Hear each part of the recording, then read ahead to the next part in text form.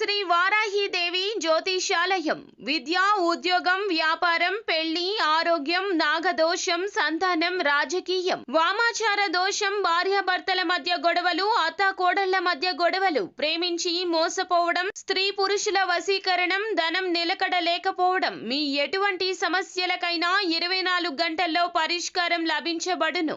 Number 1 వశీకరణ specialist Pandit Pawan Namboodiri, Kerala తాంత్రిక గురువు గారు. Phone number 9043637512.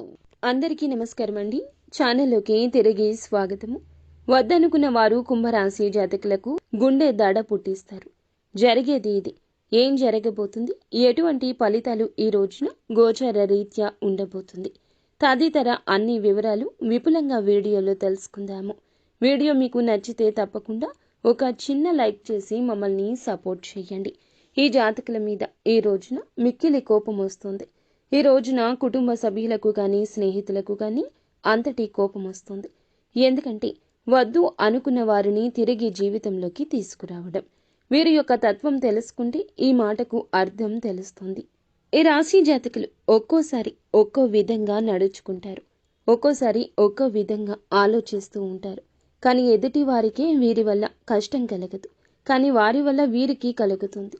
ఒక్కోసారి పిచ్చి వారిలా కనిపిస్తారు వీరు, ఇంకొకసారి అధిక తెలివితేటలు ఉన్నవారిలా కనిపిస్తారు.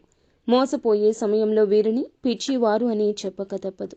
ఒక నిర్ణయం తీసుకునే ముందు ఎంత ఆలోచిస్తారో తీసుకున్న తర్వాత అంత ఆలోచించరు. 2 విధాలుగా ఉంటారు. వీరిని చూస్తే కుటుంబ సభ్యులకు అర్థం కాదు. ఈ రోజున ఒక స్త్రీ విషయంలో మీ యొక్క నిర్ణయం తప్పవుతుంది. అవును, వింటుంది నిజమే. ఆ యొక్క స్త్రీ మీ జీవితంలోకి మంచి వారే అయ్యుండొచ్చు, కానీ అవసరానికి వచ్చిన వారిని గుర్తుంచుకోండి.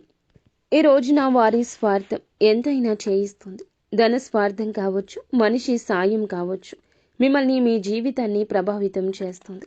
అప్రమత్తంగా లేకపోవడమే ఇందులకు మూల కారణం. ఇందులకు కాను జీవితంలో కుటుంబ సభ్యులతో ఎప్పుడూ జరగని ఒక గొడవ జరగచ్చు. అగాధం వస్తుంది, ఒంటరి అనే భావన వస్తుంది. చివరాఖరికి మీ జీవితం శూన్యం అయినట్లు అనిపించవచ్చు.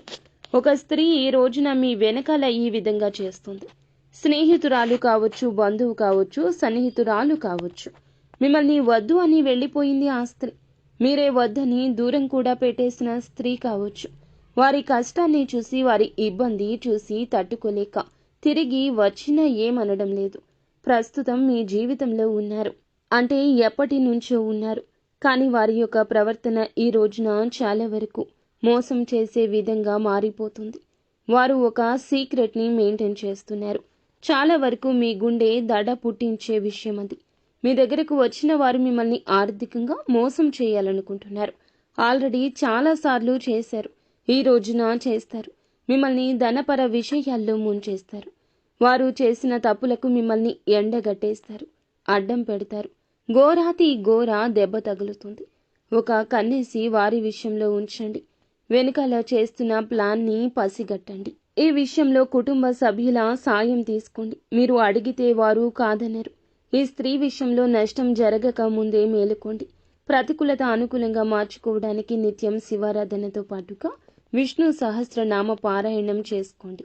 అంతా మంచి జరుగుతుంది.